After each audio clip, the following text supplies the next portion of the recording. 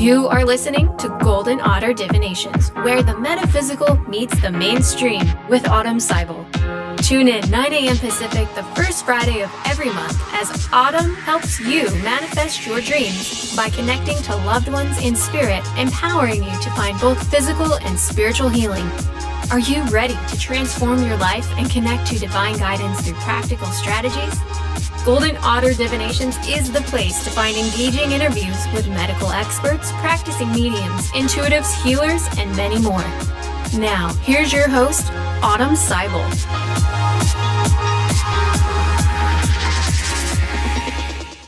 Hi everyone, I'm Autumn and thank you for listening to Golden Otter Divinations. Thank you for joining us today as we explore where the metaphysical meets the mainstream. Join us as we share new, informative, and engaging interviews with mediums, intuitives, healers, and many more to help uplift, educate, and empower lightworkers like you to find physical and spiritual healing. Today I'm so excited, as I always am on this show, but today I'm especially excited because I have my dear friend and fellow medium, Carlos the Medium, with me. It's very apropos. And Carlos is a very talented and highly sought after evidential medium. I've had the privilege of sitting with him many times in gallery and private settings, and I can't speak highly enough of his skills as a evidential medium. But beyond that, he's also a spiritual teacher in the Washington D.C. area, and he possesses a natural and sensational ability to connect with those who are now in spirit. Besides being well known as a medium for helping his clients obtain healing closure, he also provides life direction for many who seek his services, utilizing his strong psychic and intuitive abilities. So when Carlos was in his early 20s, he experienced and overcame many chronic health issues.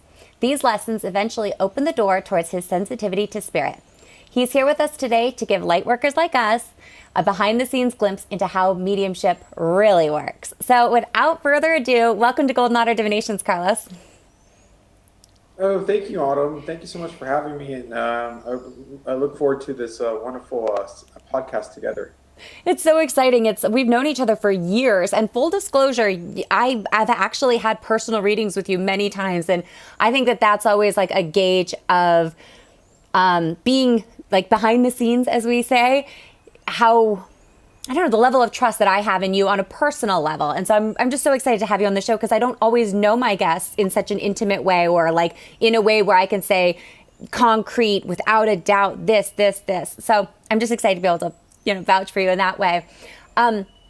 But before we go any further, I do this on all my shows. To raise our vibration and really get in the flow, I like to ask all my guests if they've had any golden moments lately. So in your case, I'll ask this with a spiritual inclination. A golden moment means a time you were just totally in the flow, or an interaction you knew was sent by spirit, or otherwise otherworldly. So have you had any golden moments lately, Carlos? Yes, I would say I had I had a golden moment 2 days ago because I did back-to-back readings with some clients, and I just remember just being kind of in the zone and trusting the process, and I was nailing evidence bit by bit, and I felt like Michael Jordan for a day. That's so awesome. I love that, like, mediumship is one of those things where oftentimes, especially, thank you for sharing your golden moment, segues perfectly into what we're talking about. It's one of those things where we aren't meant to know what the mail says. We're simply the delivery vehicle. And a lot of times we will deliver a message and then walk away. And I think that's what like a really skilled medium will do.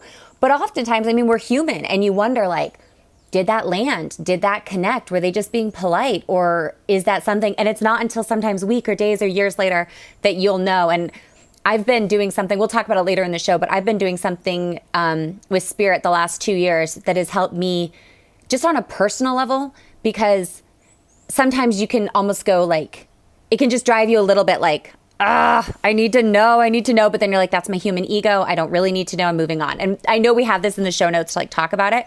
But before we get too far into this, I did want to give everybody your contact information. So I have you at carlosthemedium.com. That's correct. Straightforward. I love it. And then you're also on social media as Carlos the Medium 1, and then on the gram, on Instagram, at Carlos the Medium. Yep, absolutely. It's too easy. Too easy. And then you also have a mentorship program coming up soon for developing mediums. Can you share a little bit about that? a little bit about Oh, that absolutely. for Yeah. us. So it starts Sunday, February 21st. So it's right around the corner, the Sunday after Valentine's Day this weekend. And basically, it's a four class course online through Zoom. It's also recorded for those that can't make it the whole class, or they have to leave early or come in late. But it's a full 4 day class that covers a couple aspects of psychic mediumship development. It's more of a beginner's course. It's not an advanced course, so anybody can join, and you don't need experience. Or for those that are kind of just curious, or even with a little bit of a moderate amount of experience, they can join. We're covering a few classes in there. Basically, intro to spirit communications, spirit guides, channeling, and lastly, private sittings with me to cover what goes on in behind the scenes of how to prepare for a private sitting, but also how to deliver when you're working one-on-one with a client or with clients. So it's going to be a great class. I'm working with my colleague in the industry, my friend Uma Vipat. She studied abroad, mostly in Arthur Findlay, and as you know, I mostly came up through the metaphysical churches based out of Roanoke, Virginia. But my home church is Arlington, so I have more of the spiritual background than she has more of the Arthur Findlay, the European style mediumship. So that's it's gonna be a so great course. I didn't know she was an Arthur Findlay gal. I was supposed to go to Arthur Findlay in January of 2020. I had back-to-back trips planned to LA for like a business thing for Golden Otter, and then a personal trip to Arthur Findlay for courses planned, and that didn't pan out. I really miss Kaya. I really misjudged. I was very often, I was like, this is the year Arthur Findlay happens. Because like you, I trained a lot in Arlington at the Metaphysical Church. And then I did most of my training up in Lilydale. Have you ever been to Lilydale? No, but it's funny you mentioned that because I'm going actually with Uma August, like third week in August. We're going for a weekend to do some workshops up there with her. Oh my gosh. So I'll be there in Lilydale, staying there. Okay, I'll come see you. So my mom and dad both grew up an hour away from Lilydale. So I grew up in Alaska. My mom and dad were in the military, and so that's how we ended up living in Alaska. But they both grew up an hour away. And so when I was young and we would go visit my grandparents, we'd fly into Buffalo and then drive there, and we'd pass Lilydale. My mom would be like, oh, that's where they say the witches live. And I'm like, what are you talking about? But she always had this like, not like a negative, it was never a negative thing, but I did hear people locally, like aunts and uncles or just people in the community, because they all lived like right there. They're like, oh, that's where the witches are. There's a pub called Witches Brew or Witches something. But meanwhile, they all go, right? And they're all just like very secretive, like they sneak off to Lilydale, or they go in the off season when no one's there.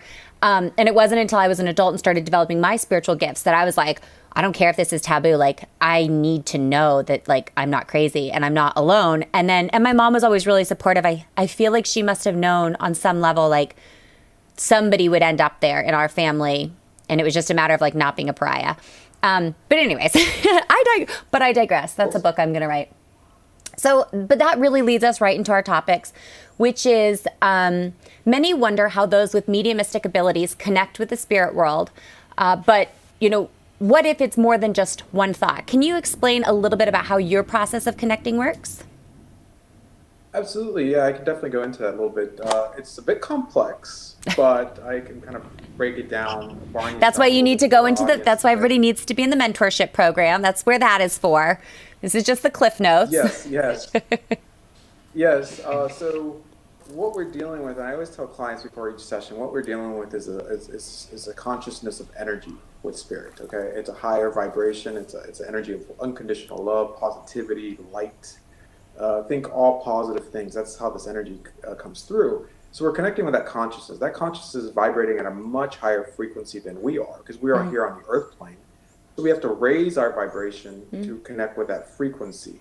And as we meet that frequency in the middle, hence the term medium, we're able to pull or obtain small bits and pieces of information, evidence, if you will, from that spirit, and deliver that to our clients. So kind of what is going on behind the scenes?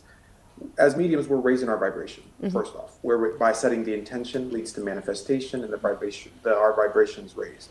You can imagine like mediums have a more sensitive antenna than the average person, which is able to connect with that frequency from spirit. As we connect with that frequency, we'll start getting information, sensations. I like to say that probably about 95% or maybe 90% of information that you're getting from spirit probably comes from feeling, clairsentience. Why? Because there's less expenditure in that energy, but also it takes the path of least resistance. Okay. As you connect with feeling, you'll start getting other connections as well through your other senses, perhaps through clairvoyance, which is the ability to see clearly. Yeah. And I just want to call clairsentience is the ability to feel clearly. And then you may be able to, depending how developed you are, you may be able to get hearing, audio, words, phrases, names, etc., numbers. And then if you're even more developed, you may be able to get just know. Yeah. Or you could also, which is claircognizance, or just be able to smell or taste spirit accordingly. But that's kind of what's going on. But it's I always tell my clients that when I'm doing a session, I'm just bombarded with information. And I just deliver accordingly as best I can. It's kind of sometimes it kind of feels like you're playing charades. Yeah. And you're like, hey, I see this image. What do you think this means? Or what, and you deliver it. Or I'm hearing this sound. And sometimes like names can be a bit confusing because I remember one client not too long ago, I kept getting mob, like mob, M-O-B. I think their grandmother's name, I don't know, it was a weird name. It was Maud. M-O-D as in the last letter was Delta D, Maud, but I kept getting mob. And that was the name. It was Maud, and it wasn't mob, but it sounded like. So you just kind of deliver what you get, and you do the best you can. But it's mostly coming through feelings, and then seeing, and then hearing, and then you just combine everything together, and you deliver the messages and the connections about in spirit. Yeah. About 10 to 15 years ago, when I was like in my early 20s, and I was sort of realizing that there was something going on, and I didn't want to be medicated. I didn't want to live as a crazy person. I didn't want to just like do away with the information I was getting, because sometimes it was so accurate and it really helped me out. Like there are numbers of times in my life I can go back and I'm like, shouldn't have known that, shouldn't have done that, shouldn't have been there, but somehow I was. And I know that it wasn't just dumb luck. Like I'm not that lucky. And my husband really encouraged me when we were young, because I used to, like, I would self-medicate. I would take prescription like anti-anxiety medication and drink. And then like knowing that we were going to be eventually starting a family, and he was very open to this stuff. He's like, well, why don't you start leaning into that? I'm like, oh, well, I can't, because I've been told that I'm crazy and that I should medicate it. And he's like, yeah, what if you just like don't do that and see how it goes? And I was like, okay. And so some of the early training that I did with like a private medium, her name's Lynn Wiltsey. She's out of practice now, but she said it's about developing a lexicon and like your own signals and signs. And I know like some of the more like well-known mediums like in pop culture, Teresa Caputo and Tyler Henry, James Van Praagh, they all talk about having this sign. And so sometimes it can sound like they're giving you a red rose and they're giving you a red balloon and all these things. It's like, oh, like, come on, this is such bull. Like, give us something real. And even as me as a medium, like, I see both sides of that. I'm like, no, they're just getting information in a super fast way that makes it easy for them to deliver high quality readings to the people sitting with them. So it's like, as an operator, I understand why they would just be like, it's a red balloon. I understand as a skeptic and as a sitter, how you're like, oh, this red balloon bull again. A perfect example, not to get too far off course on this, is there's this new documentary called Surviving Death that just popped up on Netflix. Yes. And yes. I had a lot of resistance to watching it because I was like, okay, what's this going to be? I watched a few episodes and I was like, fantastic. They've just summarized my 15-year journey in a 6-episode arc. Why the heck couldn't I have just watched this and saved myself the time? But I think that's the point, is that it's an unfolding practice. But I was saying to my husband, we're sitting there, and he's like, you're really annoyed. You're really frustrated. Like, why are you so angry? This should be a happy day for you, that you're watching something that's now in the mainstream that people are going to come to you for explanation about. And I'm like, because I don't want to tell somebody to look at butterflies or a cardinal and think that it's a sign from spirit. But to go back to something you just said, it's about receiving a signal and then something manifesting. And literally the next morning, Carlos, I'm not even kidding, got the timestamps to prove this because I barely watch TV. I woke up to an email from one of the main men who was featured in it. His name's Mike Anthony. He's the Broadway actor who was working at Hamilton. Okay. I got a pitch deck from his agency pitching his book to have him on the podcast. I was like, okay, fine. Read loud and clear. And then I was like, shoot, you know who I have to reach out to before I reach out to Mike is Carlos, because you and I had talked. And you gave me a reading. You're like, this is the year that you really double down on Golden Otter. And I'm like, dude, Carlos, like, I appreciate it, but you know that I have this other gig, like in government, that I, whatever. but that's the thing, you can't argue with these things. And anyways, just to speak to what you're saying about like developing a lexicon, and even as a skeptic and as a sitter, if you hear something and it sounds generic, it's like shorthand, right? It's like a medium doing shorthand, and a good medium worth their credentials, basically, or worth their word of mouth. That's what I say, because I think you should really only go to a medium if it's word of mouth, really, because then you know that they are delivering something valuable. They might give you something shorthand, like look for the cardinal, look for the red balloon, but then it's up to spirit to finish the playing field, right? To like bring them around the bases. And then the next day or in ensuing days, they start to have those experiences that validate it for them, because no amount of evidential anything that a medium gives could validate it. Does that make sense? Am I like, are we in alignment on that? Or are you like, Autumn, you're way off base? No, it makes sense. I mean, it's I get a lot of symbols as well, and it took me a while to kind of understand, like, why don't you just let's just cut to the basics here and just give me the name of the person, and maybe something that the person knows immediately that's them and stuff like that. We just don't have to describe their energy so much. And it's sometimes it has to do with the mystery, I guess, of how spirit works, and just trust in the process. And like, for example, like sometimes I tell clients it's just as simple as this. Sometimes it's just like mother is here or a father is here. He has a liver condition and he's a heavy drinker, and that's all they're giving me. And then, but what they're doing is they're opening the door for more communication. They're not telling me their name, and I'll tell clients straight up. I'm like, hey, listen, he's not giving me his name, but he's telling me he's a heavy drinker, he's got liver issues, and he's a father to you. He's your father, and that's it. And sometimes it usually works out about 99% of the time. The client will be like, yes, that's my father, and and then more information will come through from spirit. But like, for example, like sometimes it's like, hey, there's a grandmother present here. She has Alzheimer's dementia. She says hello. She says thank you for visiting her during the end and stuff like that. And it's like, oh, that's my grandmother. And then like later on, her name will come through. You know what I mean? But sometimes they just use the least amount of information just to kind of describe themselves, and then be like, hey, by the way, my name is Annabelle. Yeah. Not to toot your horn, but you are an amazing evidential medium, and you've had my brother's name like spot on, and didn't know me from Adam when we first kind of came into each other's orbits, full on. And there have been other family members, because even though we know each other like tangentially as professionals in this field and like sharing a similar community, it's like we don't cross streams a lot, and people don't cross streams. And it's like, family's like, well, they could have found that on social media. It's like, no, you simply could not have. Like, this is information I know is validated. But you also recently got my grandmother-in-law, and her name is Mary Margaret. And you go, Mary Margaret's here. And I was just like, who's Mary Margaret? And then I was like, oh my gosh, like, that's like you didn't just get her name, you got her full name, because she goes by Peg. And I just was like, who's Mary Margaret? Who's Mary Margaret? And I couldn't think. And that's what's so crazy about readings. Sometimes you're so nervous. I'm a practitioner. I sit on the other side. It's like a doctor going in, like it's like an OB going in for a pap smear, and you're like, oh my goodness, like do this all the time. But you're like, what's it going to be like for me? Maybe a COVID test is more accurate.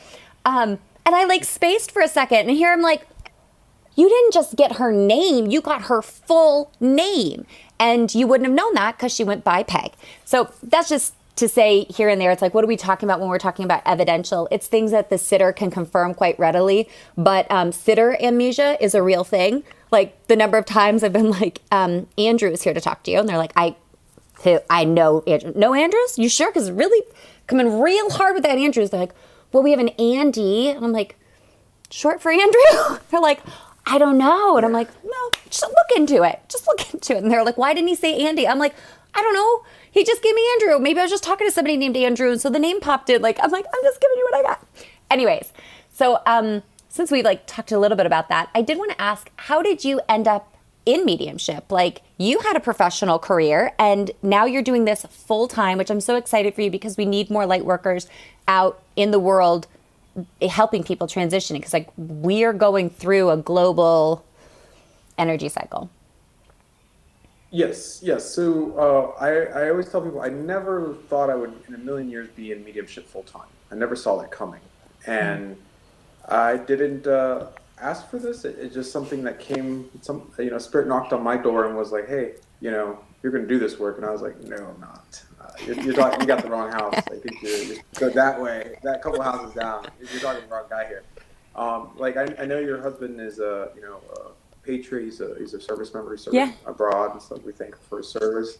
I was also serving too. I was in the Navy one time or another, and I had a lot of health issues, chronic health issues, and that kind of opened doors for me later on in life. I didn't see it then, but now connecting the dots, looking backwards, I see how those dots connected to where I am today. But essentially, that opened doors to meeting people who were like, "Hey, by the way, you're going to do this work one day," and I was like, "No, I'm not."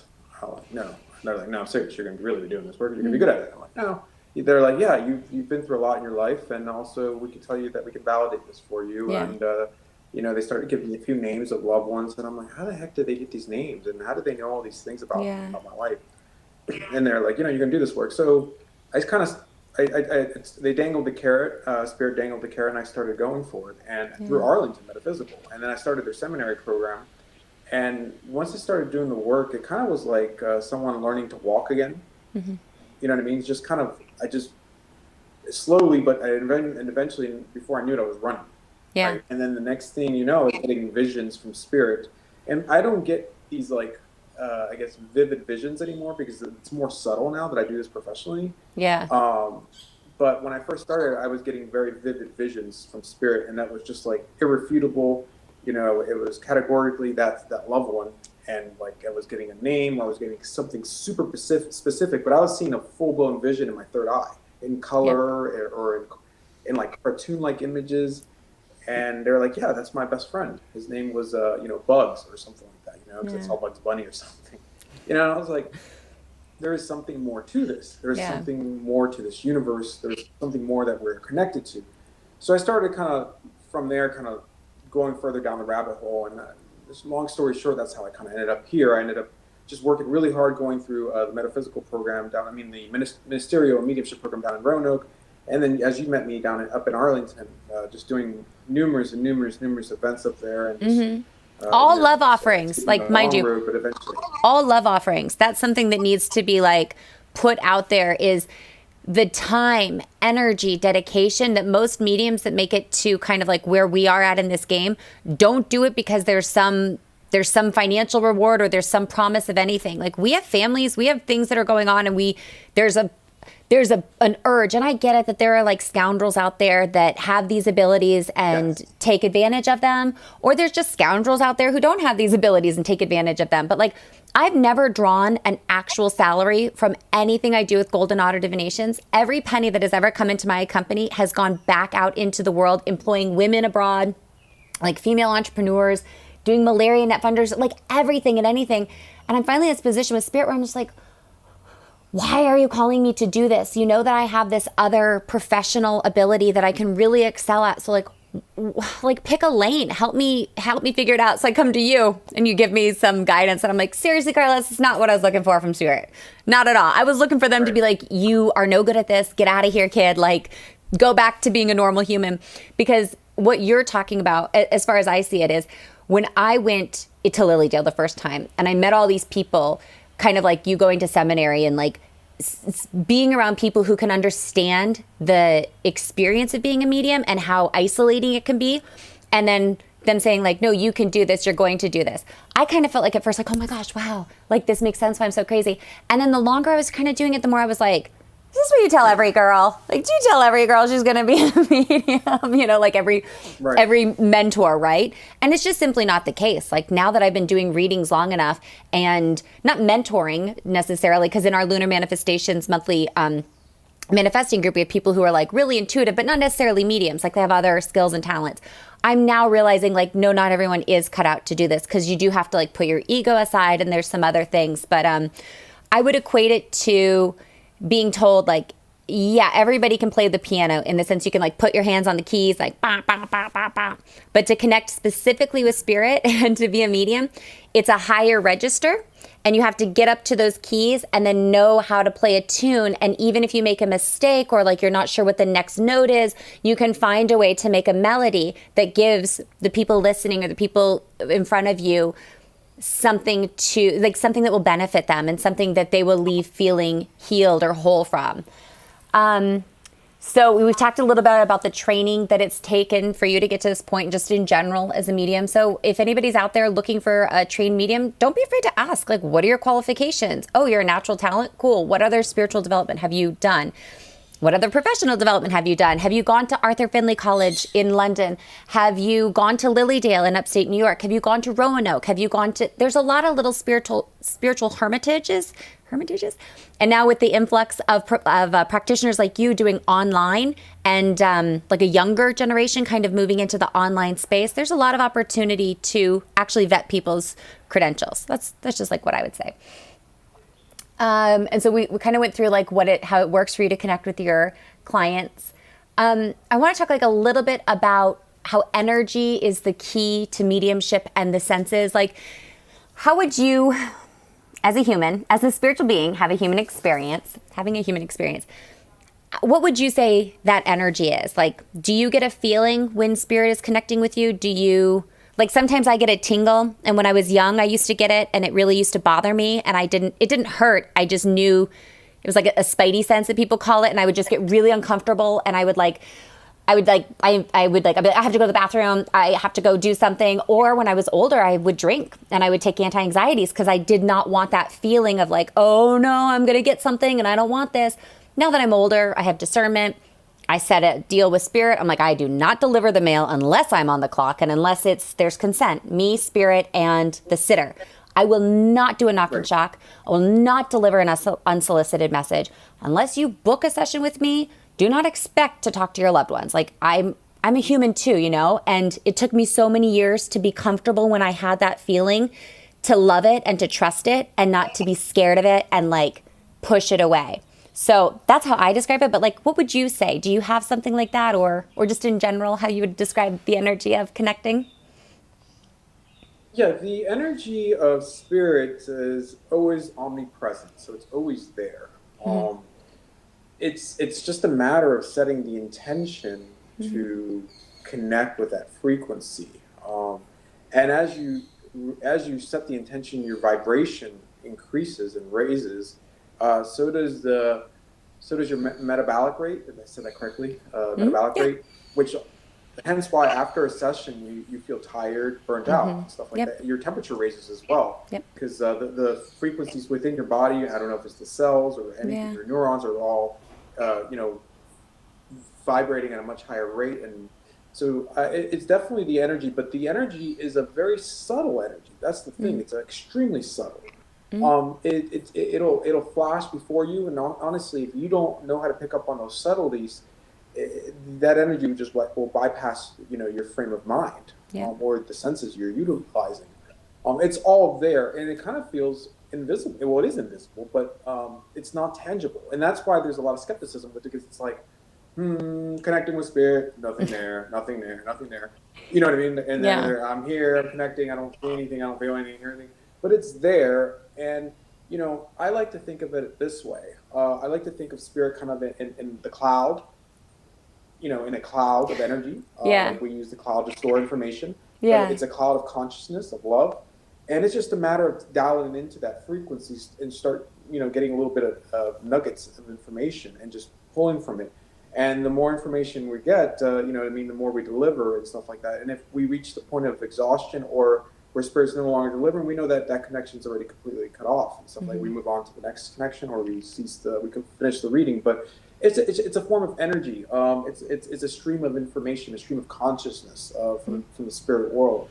We just have to be open vessels to be able to communicate with that energy. The more open we are, the more dynamic and fluid that stream of consciousness will flow through us. The more closed off we are, or the more closed off the client is, the more choppy or closed off that energy is. That energy will reciprocate. The law of attraction is always at play.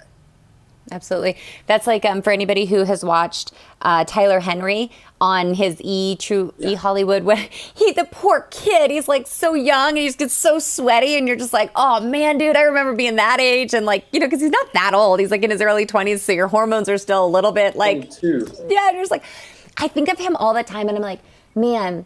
And there's a few other like young mediums coming up, and I'm like, I was around his age when things really started to just, I want to say get unmanageable, but get to the point where I was like, spirit, or I didn't know it was spirit. I just was like, go away. Whatever this is, get gone. I want to get married. I want to like have a career. I want to have children. Like I want to work for the UN. Like I've got these things that I need to do. So like go away.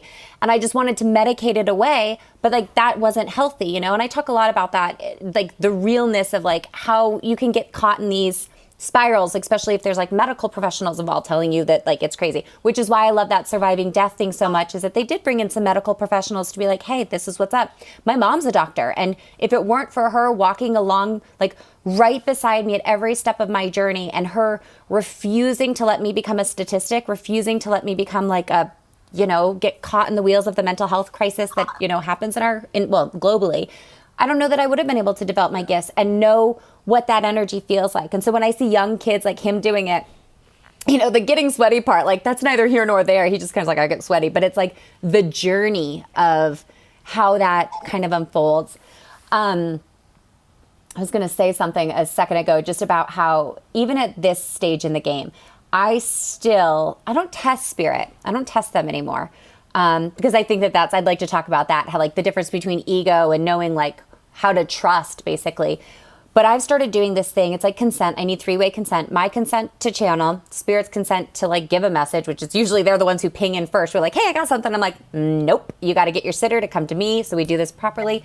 And then I've started to say like, can you give me something too? Because I don't really have an incentive to do this right now. And not that it's not important to do, but like, it's important for a sitter to come to a medium, not the other way. I think you should always like, it's like going to check your mail. Like you go to the mailbox and you're like, hi, do you have any mail? Like checking the post, and the post is like, yes, here's your mail today. Not like, knock, knock, I got something. And here's your receipts. And here's, you know, your overdue bills. Like, no, nobody wants that.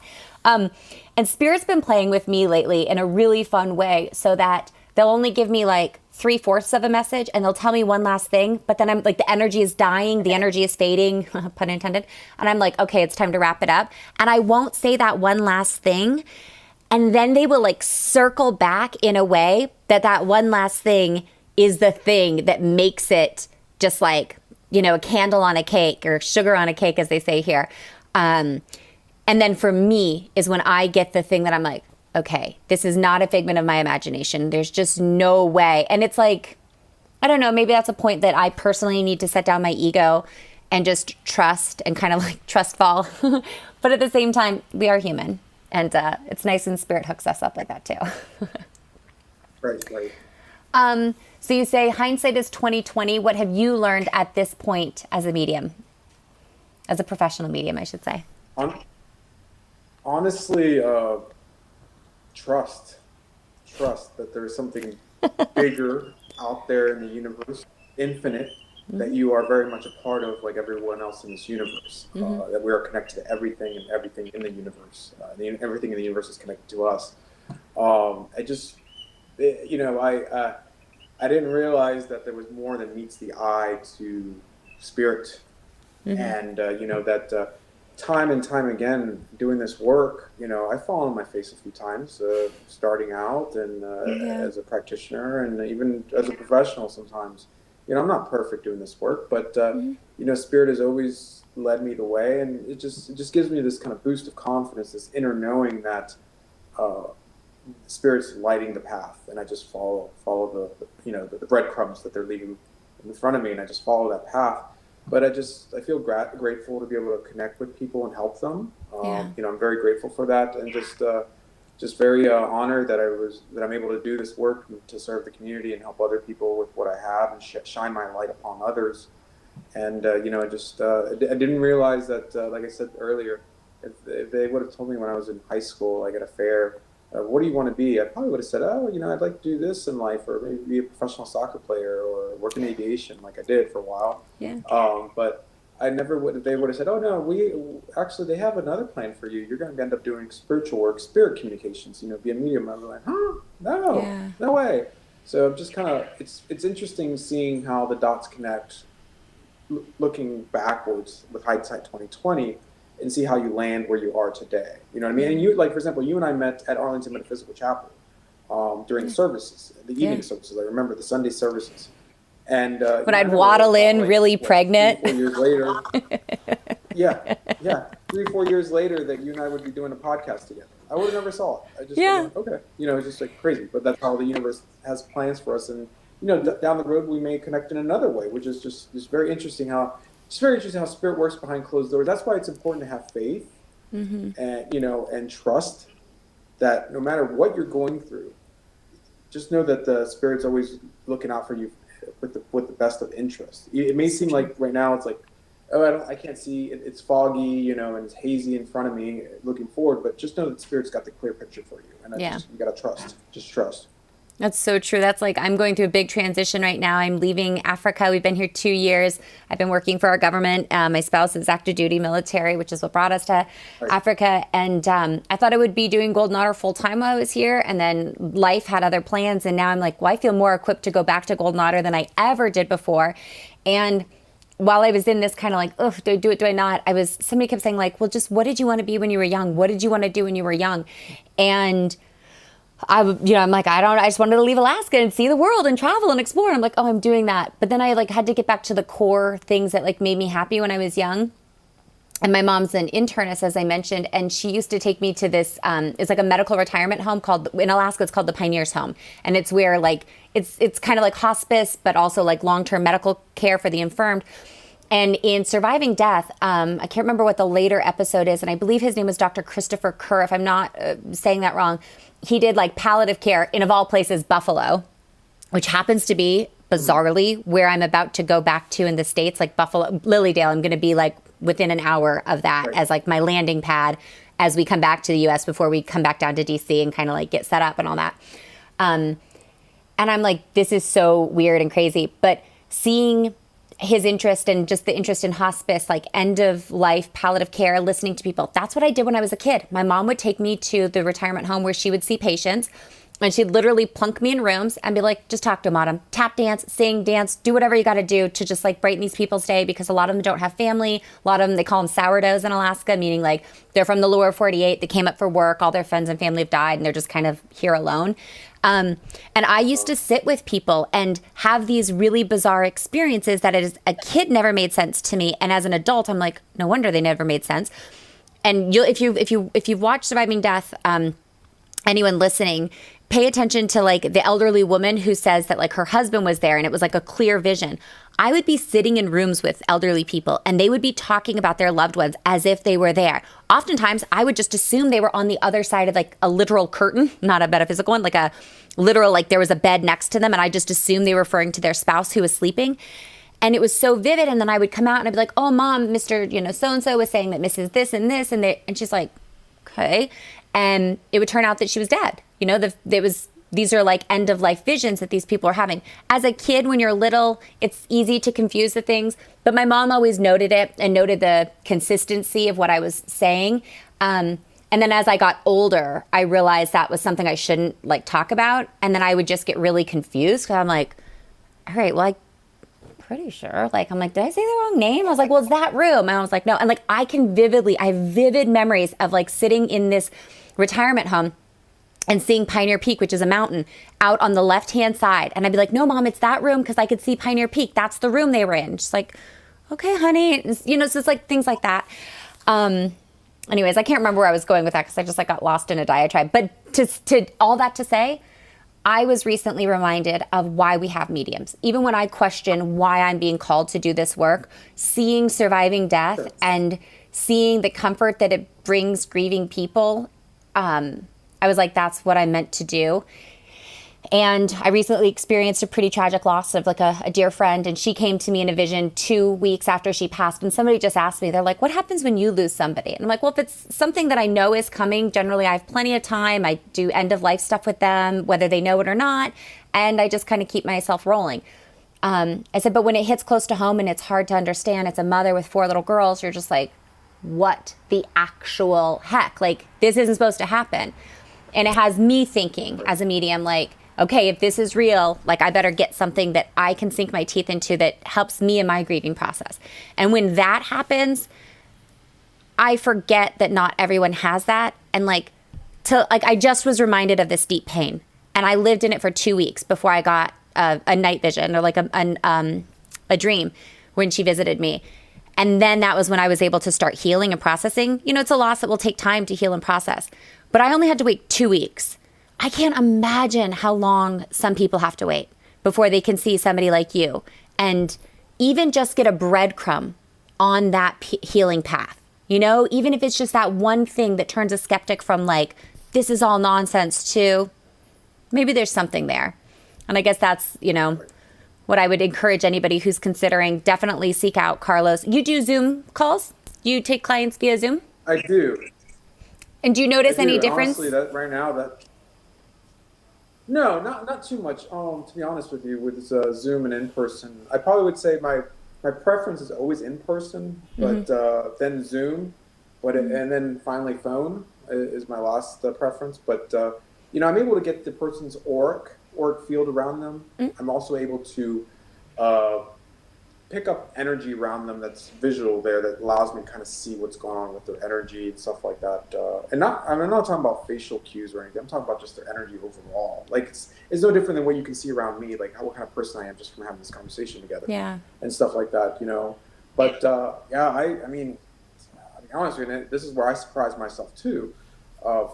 Sometimes I do a lot better on Zoom than I do in person because I feel like I have less pressure. Yeah, and less nerves, and then you're not trying to get there, or they're not coming to you, or I totally get that. Totally. All right, well, this has been fun. We're not totally done yet. We're about to wrap up, but before we go, people can book, lightworkers who are listening can book private sessions with you, and that's at carlosthemedium.com.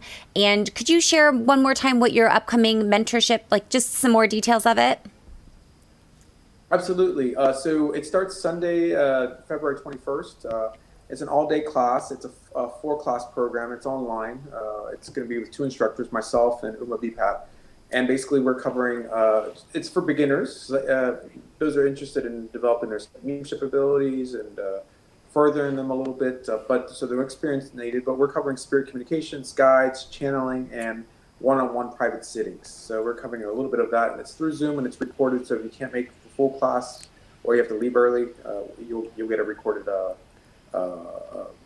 that class and stuff like that. And you can just go to my website at carlosthemedium.com and click on events, and you'll see the events there. Or you could just email me at carlosthemedium@gmail.com to get more information about the class. But it starts Sunday, February 22nd. And it comes out to about $80 a class, so it's $333 for the full 4-day class. Yeah, and it's a full 4 days, so it's very reasonable and accessible for everyone. So yeah, well, and you save the cost of travel and all that. Yeah, and you can do it from home. That's the beauty of it. You can do it from home. You don't have. You can be across the country. You don't have to be directly in D.C. As you know, you've as many hours and you put into your training, and I have too, going down to Roanoke. I mean, the hours and the money and the sweat and tears and stuff like that to get there. And the support you needed from your loved ones and your family and your friends and all the people who you had to bring in on your journey. This is like, that's the thing that I love so much now about how we've all gone virtual, and why like an offer like yours, like $333 for a 4-session course with like an evidential medium who is, you know, tried and true and professional. That's a drop in the bucket. I'm like, I used to spend that much in gas just trying to get up, not to mention the anonymity. Like, I sometimes think that is the biggest obstacle for individuals exploring their spiritual gifts. And I notice it as a Lunar Manifestations, like that's part of our membership. I offer elected anonymity. So people can, so Golden Otter Divinations it's a play on words for my nickname, Otter, growing up, AU being the atomic symbol for gold and my nickname being Otter, the Golden Otter. Because I wasn't ready at first to kind of expose myself. I was a professional. Like I, had other things going on in life. I was like, I need to know this. I used to come to AMC in like, I wasn't like in, like a what do you call that, disguise. But I have attended several sessions with different individuals, different like groups where I was like super pregnant and then I came back and maybe I'd done my hair different. Maybe I'd had a tan. Maybe just something was different. And they're like, welcome. And I'm like, no, I've been here before. You just don't recognize me because I lost 80 pounds because I was pregnant as I was here. And to see the consistency, but also to feel safe. Like the basement of AMC and Lily Dale, New York are some of the only places I felt safe exploring my gifts, because I could say, oh, I've got to go to Buffalo for the day to go shopping for something. I'm like, I don't shop. Like, this is nonsense. Not to mention, I would always come back with an empty car. It's like, what did you buy? I'm like, apps from my phone? At tech? Look, I'm so bad at lying. I'm like, I don't know what I bought. but I wanted that anonymity. And so I think that, offers like yours, mentorships like yours, can give people the safety of like exploring from home and, that added level of just privacy. Because in the digital age, you never know. Okay. Well, we will put a pin in it because I actually have to get going for the Aquarius new moon. So Lunar Manifestations members, it is an Aquarius new moon, and I'm going to get this podcast out tomorrow so you guys have plenty of time to register for Carlos's mentorship program and to catch the Aquarius new moon replay. Members, I'll be on our call in just a minute. But before we go, thank you so much for listening. Be sure to follow Golden Otter Divinations on Instagram, where you can check in and let me know about your golden moments so your spirit team and I can cheer you on. If you'd like to contact me or join my monthly manifesting membership, Lunar Manifestations, which is now a brand new e-course and like all streamlined, thanks to the pandemic and getting everything going, visit us on the Join Now page at goldenotter.us. That's golden like the precious animal and golden like the precious metal and otter like the precious animal.com/join now. We are excited to announce our Be the Change pledge, and this is a financial pledge that I make as a fourth generation female business owner, where 10 to 50% of the proceeds from all member plans sold go directly to supporting community building efforts in rural Africa, addressing global inequalities so that you can be the change you wish to see in the world through your purchasing power.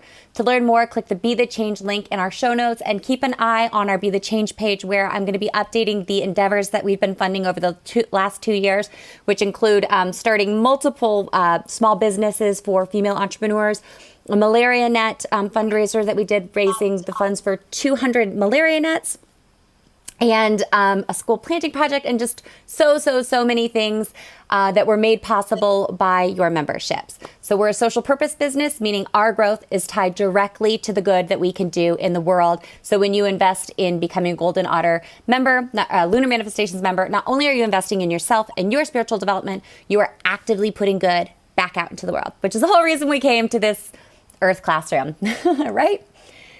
So I want to thank my guest today, Carlos the Medium. Carlos, it was such a pleasure having you on. Thank you for sharing your peaks and perils on your journey to becoming a medium in the modern world. And I want to thank you all for tuning into Golden Otter Divinations. I had a wonderful time creating this, sharing this sacred co-creation space with you. Have a great week, and we'll feel your positive vibes back here next time. Thank you so much, Carlos. It was such a pleasure. Bye, Autumn. I'll talk to you soon again. Bye. Thank you for listening to Golden Otter Divinations, where the metaphysical meets the mainstream with Autumn Seibel. Tune in the first Friday of every month at 9 a.m. Pacific on transformationtalkradio.com. Exploring where the metaphysical meets the mainstream, Golden Otter Divinations helps you draw in the abundance that is yours by divine right. For more information or to listen to this show, visit goldenotter.us. That's golden like the precious metal and otter like the precious animal.us.